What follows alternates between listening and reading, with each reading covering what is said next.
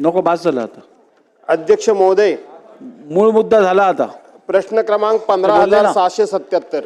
अध्यक्ष महोदय, वितरित केल्याप्रमाणे. अध्यक्ष महोदय, खरं तर मंत्री महोदयांनी हा प्रश्नाचं उत्तर वाचलं, प्रश्न वाचला की नाही मला डाऊट आहे. कारण 1, 2, 3, 4 मी तर उत्तर देत नाही, पण शेवटचं फक्त उत्तर मी तुम्हाला विचारतो की तुम्ही तुमच्या खात्याला जाब विचारून ठेवा. काय उत्तर आपण दिलंय? महाराष्ट्र सागरी मासेमारी अधिनियमन 1981 सुधारित 2021 अंतर्गत रत्नागिरी जिल्ह्यातील 9, सिंधुदुर्ग जिल्ह्यातील 19 अशा एकूण 28 परराज्यातील नौकांवर, म्हणजे रत्नागिरी आणि सिंधुदुर्ग हे परराज्य होतंय असं ते उद्बोधित होतंय. या ठिकाणी परराज्यातील थोडंसं सुधारणा करून घ्या, लगेच चिडू नका. चिडायला बाहेर मैदान मोकळं आहे, इथं नाही चालत ते.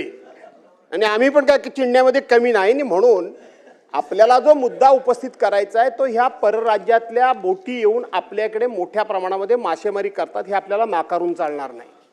सरकारी म्हणून उत्तर देत असताना ठीक आहे, मी ज्या वेळेला मत्स्य विकास राज्यमंत्री होतो, दादा इथं बसलेले आहेत, तेव्हा आपण पहिल्यांदा मच्छीमार लोकांच्या अशा पद्धतीनं अनधिकृत मासेमारी करणाऱ्या लोकांना पकडण्याकरता स्पीड बोटी आपण खरेदी केल्या. आज सुद्धा आपल्या विभागाकडे 8 स्पीड बोटी आहेत की ज्यातल्या 4 केंद्र सरकारनं दिल्या आहेत, 4 राज्य सरकारनं दिल्या आहेत. अध्यक्ष महोदय, त्या 8च्या 8 आता बंद आहेत. बाहेरून येणाऱ्या बोटी ज्या असतात त्या 400-500 हॉर्स पॉवरचे त्यांची इंजिन असतात, आपल्याला ते पकडणं कठीण जातं. आणि म्हणून ह्या बोटी जर खरोखर बंद असतील तर तात्काळ आपण सुरू करून त्या ठिकाणी आपल्या विभागाला आपण अलर्ट करणार का, हा एक मुद्दा. दुसरी गोष्ट, ज्या पद्धतीनं गुजरात राज्याने एक अतिशय कडक कायदा केलाय की त्यांच्या हद्दीमध्ये 12 फॅदमच्या पलीकडे जर त्यांच्या हद्दीमध्ये दुसऱ्या राज्यातल्या जर बोटी आल्या मासेमारी करण्याकरता तर ते केवळ दंडाची रक्कम लावत नाहीत, त्या मासेच्या किमती इतकी दंडाची रक्कम किंवा ते मासे जप्त करणं अशा पद्धतीचा विषय न करता त्यांनी स्वतंत्र कायदा करून त्या ठिकाणी अत्यंत कडक अशा पद्धतीची कारवाई केली आहे. आपण त्या कायद्याचा अभ्यास करून मंत्री महोदय तशा प्रकारचा कायदा करणार का, हा दुसरा मुद्दा आहे अध्यक्ष महोदय. आणि तिसरा मुद्दा, आपण त्या काळामध्ये 3 ड्रेजर विकत घेतले होते, एक रायगड, एक रत्नागिरी आणि एक सिंधुदुर्ग. कशा करता तर मासेमारी करणाऱ्या त्या किंवा मासेमारी ज्या एरियात होते त्या ठिकाणी मोठ्या प्रमाणामध्ये सँडबार होतात आणि सँडबार झाल्यामुळं बोटी पास पण करता येत नाही आणि बोटी पार्क पण करता येत नाही, आत खूप अडकून पडतात. आणि म्हणून तेही ड्रेजर बंद झालेत. पुन्हा आपण नव्यानं हे ड्रेजर घेऊन त्या जिल्ह्यामध्ये तो सँडबार दूर करून मच्छीमारांना त्या ठिकाणी मासेमारी करणं आणि बोटी पार्किंग करणं हे आपण सोयीचं कराल का, हे माझे 3 पॉइंटेड प्रश्न. अध्यक्ष महोदय, सन्मान्य भास्कर जाधव साहेबांनी महत्त्वाचे प्रश्न विचारलेले आहेत. आता चिडणं आणि या प्रश्नाचा काय संबंध आहे हे आता पहिलं तर मला माहीतच नाही अध्यक्ष महोदय. हा प्रश्न झाल्यानंतर त्याचं उत्तर समजेल. हा, आणि अध्यक्ष महोदय, हे खातं वर्षानुवर्ष आपल्या महाराष्ट्राच्या विकासाच्या दृष्टिकोनातून चालू आहे. 2014लाच हे खातं जन्माला आलं असं नाही.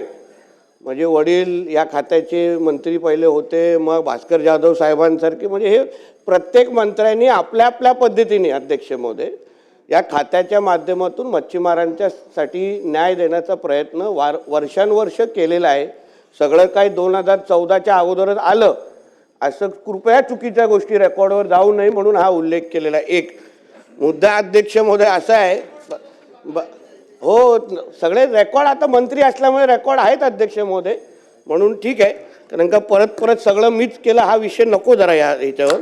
दुसरा मुद्दा असा आहे अध्यक्ष महोदय, अध्यक्ष महोदय, आता काय आहे, काही लोकांना कितीही चांगलं बोललं तरी पण त्यांना तो राग येतोच आणि मग मी राग करतो. आपण चांगल्या बोटींबद्दल मूळ मुद्दा मच्छीमारांबद्दल आहे अध्यक्ष महोदय.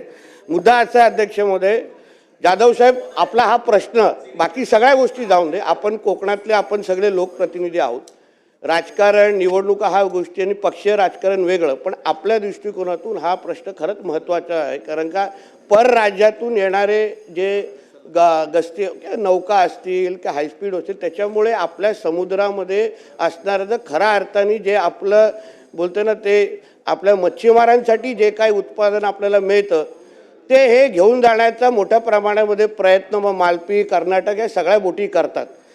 आपल्यासाठी हा प्रश्न अतिशय महत्त्वाचा असल्यामुळे आहे अध्यक्ष महोदय. कारण का जे काही बाहेरच्या ह्या बोटी येतात, आपल्याकडे असलेल्या ज्या गस्ती नौका आहे जाधव साहेब, ते आत्ता लाकडी आहेत आणि लाकडी असल्यामुळे समोरच्या ज्या काही मोठ्या परराज्यातल्या जे काही मच्छीमार बोटी येतात त्या स्टीलच्याही असतात, त्याच्यामध्ये जाधव साहेब वेपनही असतात. आपल्यालाही माहिती आहे, रत्नागिरी या भागामध्ये आपले जेव्हा अधिकारी त्यांना पकडायला जातात तेव्हा त्यांच्यावर हल्लेही झालेले आहेत. म्हणून आम्ही तरी ह्या 12 महिन्याच्या ह्या कारकिर्दीमध्ये जाधव साहेब आम्ही प्रयत्न असाच केलेला आहे की जास्त जास्त कारवाई ह्या गोष्टीवर कसा करता येईल.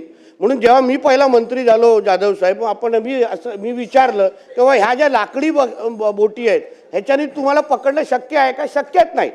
म्हणून आणि खरं म्हटलं तर पूर्ण आपल्या किनारपट्टीवर जे 877 किलोमीटर झालेले आहेत, फक्त 5 गस्ती नौका ह्या काहीच कामाच्या नाही आहेत. म्हणून 15 स्टीलच्या गस्ती नौकाची ऑर्डर आम्ही लोकांनी जाधवजी दिलेले आहेत. या महिन्यात पहिल्या 5 आपल्याला उपलब्ध होणार आहेत. त्याचबरोबर काही महिन्या अगोदर 9 मला वाटतं जानेवारीच्या जवळपास आम्ही ड्रोनची सुरक्षा पण सुरू केलेली आहे. कारण त्याच्याने काय होतं, आपल्याला एक्झॅक्ट कळतं का बाबा कोण कुठून आलेला आहे, त्याच्या बोटचा नंबर असो. कारण का आपणही खातं सांभाळलेलं आहे.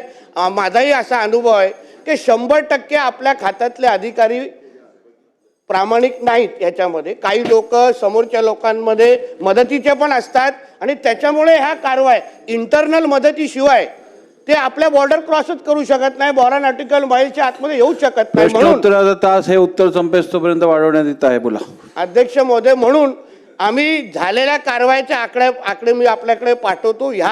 आमच्या ह्या 12 महिन्याच्या कारकिर्दीमध्ये गेल्या 2024 ते 25च्या वर्षी 9,500, पण आपल्या ह्या 12 महिन्याच्या कारकिर्दीमध्ये 1,876 कारवाया यावर आम्ही फार बारकाईने केलेल्या, आम्ही फार गांभीर्याने घेतलेल्या आहेत अध्यक्ष महोदय. म्हणून मी आपल्याला विश्वास देतो येणाऱ्या कालावधीमध्ये चांगल्यातल्या चांगल्या आधुनिक गस्ती नौका असतील, ड्रोनची सुरक्षा असेल, AIचा वापर असेल किंवा कुठलंही आधुनिक तंत्रज्ञान आपल्याकडून पण मी काय माहिती घेईन, कुठलंही आधुनिक टेक्नॉलॉजी या बाबतीमध्ये अगर उपलब्ध असेल तर मग ह्या परराज्यातल्या बोटी आपल्याकडे येणं कसं थांबवता येईल.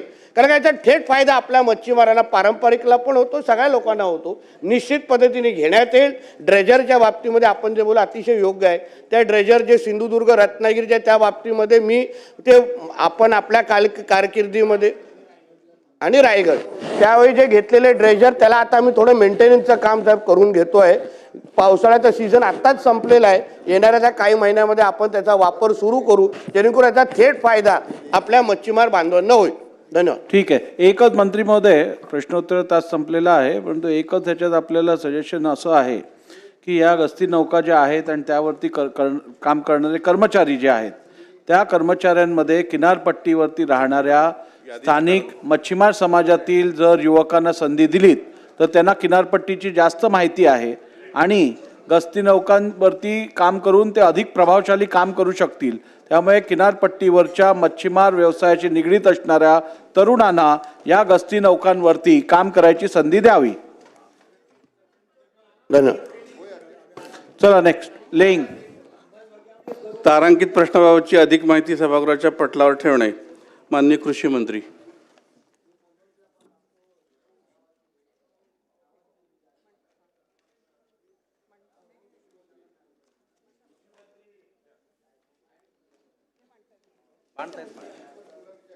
पुढचं घ्या. पुढचं